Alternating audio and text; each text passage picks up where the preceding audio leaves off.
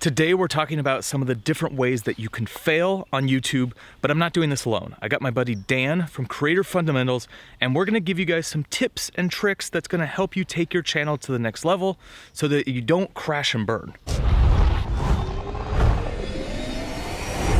If you're new here, my name is Jevin Dovey and I do filmmaking tutorials, I'll do product reviews, and I love doing YouTube training videos. So make sure you hit that subscribe button and turn on those bell notifications so you don't miss any of these tutorials. So guys, we're talking about 7 ways that you can fail on YouTube fast. And let's just get right into it. I'm gonna start with the first one and then I'm gonna let Dan take it from here. And the first one is just uploading too many videos. One of the common things that people wanna do when they start their channel is just upload a ton of content, because more content means more ability for people to find your videos, which means that there's more chance that people are going to subscribe to your channel. And this is actually false. You actually wanna care more about the videos that you're producing and hone in your craft before you focus on just pumping out a ton of videos. So I always suggest 1 video a week to start, and start focusing on different things that will help improve your videos. Whether it's audio, your picture, your lighting, pick 1 thing a week and make it better in the next video. And as you do this over time, your channel is gonna get better and better, your videos are gonna get better, and then once you've really mastered the craft of creating content and figured out what works for your channel, then you can start doubling down and put more videos on your channel so that you can get more exposure. All right, Dan, take it from here with the second reason that you're going to fail on YouTube. Thanks, Jevin. My name is Dan Currier. I run a YouTube channel called Creator Fundamentals that helps you simplify YouTube. Another surefire fail on YouTube usually starts with good intentions, but because people don't quite understand how everything works on YouTube, they usually tend to fail at this right in the very beginning, and that is trying to promote their content. Inevitably, what happens is they go out and start spamming everybody with links. This is definitely a surefire fail. You don't want to go into other YouTube videos' comment sections and share your videos. In a lot of cases, they're blocked anyway. If you're part of communities on Facebook that are dedicated to creators, working with other creators to share your experiences, to offer each other advice and tips and all of those sorts of things, the last thing you want to do is show up to a brand new community and start sharing your links without offering any value to the community as a whole. You want to get involved with any community in such a way that you are going out of your way to provide value to others. The more value that you're able to share with that community, the more you'll get back in return without even looking for it. So reason number 3 is relying on ad revenue for your income. Now, yes, you can make money off YouTube, but it's not gonna happen overnight. When I first started my channel, I made 200 videos and I made $48. So it took me a long time to figure out what worked for my channel, and it took me a while to get to the point where I'm bringing in steady income from my ad revenue.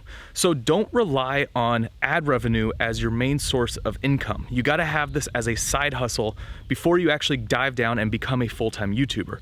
So it takes time, it's a marathon, it's not a sprint. So make sure that you have things in place that allow you to keep creating content and be able to live and sustain your life, because that's more important. You don't want to lose everything because you're trying to become a successful YouTuber. I would say make this your side hustle for a little bit until you can figure out that bottom line of what it is that you need to hit with your videos and your income. And then from there, you can switch over, become a full-time YouTuber. And then once you become full-time, you can double down on your content and start making your channel grow even faster. And make sure you guys stick around till the end of this video. I said there were 7 ways that you could fail on YouTube, but I'm gonna give you guys an extra bonus 8th tip, so make sure you stick around for that. So another way people fail on YouTube is chasing trending topics. Now, I know this sounds contradictory because a lot of people will tell you that latching on to trending topics can certainly help you grow, but what I'm talking about is when you chase too far trending topics outside of your niche that ultimately are going to cause a lot of problems for your channel. It looks a little something like this. You go out, you find a trending topic, doesn't really have to do with what you're covering on your channel, but you decide to go after it anyway, and lo and behold, you actually nail it. You get a video that starts trending, you bring in a bunch of new people, you think you're on top of the world. Well, ultimately what happens in this scenario is because you brought in a bunch of people who aren't aren't necessarily interested in the kind of content you make on a regular basis, you've now split your audience and created a little bit of confusion out there, and it leaves you in a really awkward position. You can either go back to making the content that you're used to making, which is what the rest of your audience wants to see, or you have this newfound audience that's looking for these specific videos. It can really hurt your momentum in the sense that you have to make a choice to either keep pumping out videos related to that trending topic to continue to grow, or go back to the reason, the focus of your channel in the first place, which is going to alienate all of that new audience that you brought into your channel. As you can see, this causes a problem. It splits your audience. Ultimately, long-term, it's not a good thing. So if you do chase trending topics, make sure that they're relevant to your niche and they are a fit for your existing audience, or it's going to be more trouble than it's worth, and it's probably going to lead you towards failure. So number 5 is creating videos around your interests and not actually paying attention to what your viewers want on your channel. So you have to understand who your ideal viewer is, and you actually have to pay attention to things like comments and reactions to your videos and what people actually want. If you're just creating things in a vacuum and you're just creating the videos that you want to create, you're only going to get so far. You actually have to pay attention to what's going on your channel, what people want to see on your channel. And like if you start in one niche and then you have to switch and do something different because your viewers are asking for something a little bit different, that's okay, that happens. And you just need to use your subscribers and use the people who actually like your videos as your guide to figure out new topics that you should go after, or things that you might not want to continue on your channel, or things that you want to modify. So use your audience as a tool to figure out what works on your channel and what to keep creating moving forward. All right, so another way to fail on YouTube has to do with being a little too proud of yourself. And what I mean by this is it's a long haul, it's a marathon. We always have to strive to get better. And if you're sitting around going, yeah, I make pretty good content, I'm just gonna ride this wave, you're already falling behind. It is so important for you to continually try to up your game, to improve your content, improve the way you record, lighting, sound, all of those things, because ultimately they're gonna help you become a better creator and make better content. If you're standing still, if you're sitting back and saying, good job, Dan, then you're not taking advantage of the opportunities that are presenting themselves. And if you're standing still, other people are moving ahead of you and you're falling behind. So number 7 is doing the same thing over and over and expecting results. Now, when it comes to YouTube, yes, if you are consistently producing good content and doing the same type of content, then you'll get better results. And that's one of the ways that you can explode on YouTube, is finding those videos that are doing well and basically recreating those and doing variations of those. However, don't get stuck in the trap of doing the same thing over and over.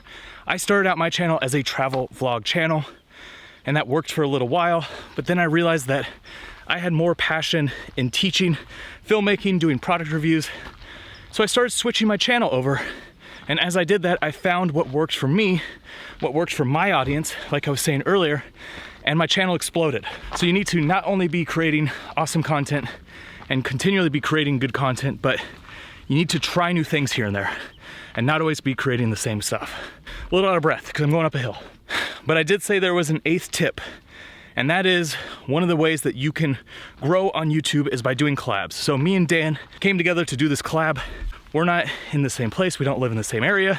We've just been talking back and forth, came up with a plan, and each of us shot our portion where we're at and then put it together. And this is an awesome way that you guys can do collabs, and you don't have to do collabs with people the same size channel as yours. You can do them with people at bigger channels, smaller channels, any size channel, because at the end of the day, what the important part is that you're part of a community. So you need to find those other creators in your niche that are creating content and come up with creative ways to do collabs with them and just become a part of the community, because you can only get so far if you're a solopreneur, if you're doing this on your own without anyone else working with you. Honestly, one of the best parts about YouTube is this community, is the fact that we are so connected on the platform. So use that to your advantage, do collabs, be a voice in your niche along with the other creators, because it's awesome when you start meeting the other creators and you start finding a group of people that you really like to create content with.